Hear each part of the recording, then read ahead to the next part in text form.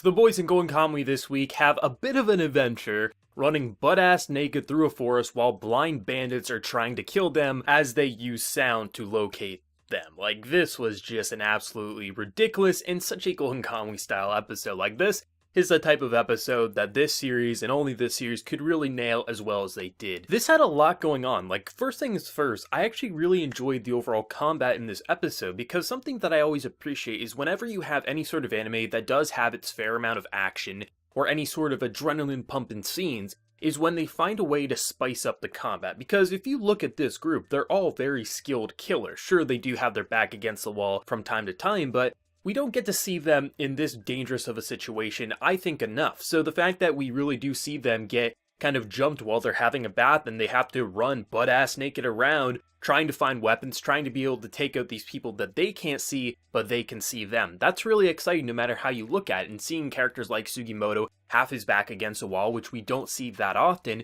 it really makes you feel like someone could actually die. Hell, someone got their ass shot in this episode. As funny as it is, like, that easily could have been a fatal kill. So I just like how they overall spiced up the combat by putting characters who are very skilled at killing in a situation where maybe if it was in daylight, they would easily cut off their heads. But due to the fact that this is nighttime, they're blind, but they can sense where they are using the snapping of their tongues. Like, that's absolutely amazing. Like, that's how you spice up an anime that's in its second season. Watched 21 episodes of the show so far, so to find ways to make it so all these little scenes are exciting while not feeling familiar to past action scenes, that's what I like to see. There's a lot to really enjoy though, both character-wise and action-wise. Like, some of the stuff, I just love these little moments, like when it gets mentioned like Ogata is the only one who brought his gun to the bath, so he's probably gonna be pissed off later. It's just that small moment that really reflects his character so well. Like, are you serious? You guys didn't bring your gun?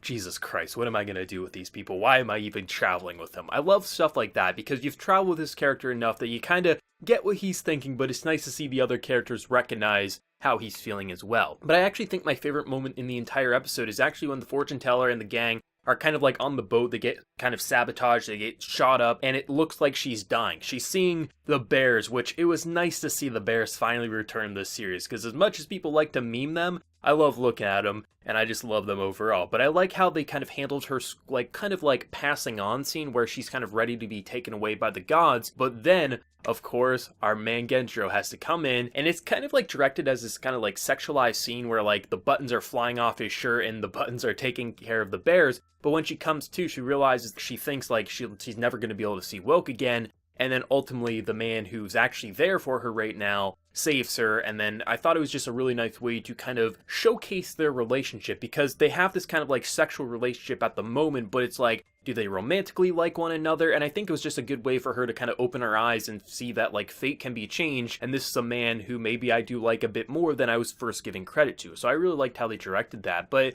all the action was very, very fun. Like, it was an absolutely hilarious episode. The way Golden Kamuy can actually censor things, when you see a scene like this and you see the mushroom censoring male genitalia, that's hilarious no matter how you look at it, or how the Escape King's face was on Sugimoto's ass. Like, this series is absolutely hilarious. I mean, I love it. I mean, so many anime have all this female fan service, so I'm just happy that, you know what, there's equal representation finally. You know, the man service there, if you're gonna have the female, throw the man stuff in there as well, because it's just funny when you look at it. I mean, you see all these ripped dudes running butt-ass naked through a forest, it's absolutely hilarious, and I'm sure there's plenty of people who enjoyed the eye candy as well. This was just a fun episode. Seriously, the directing felt very different in terms of action. Like, obviously we do have a much different situation, blind people in a dark forest, but it actually felt like the way they were shifting around the camera angles and just the overall facial expressions when they were kind of doing these close-ups, over-exaggerated scenes of just pain or torment or just excitement, I actually thought they really made it feel like a different style episode. It didn't necessarily feel like a normal Golden Kamuy episode. It actually felt something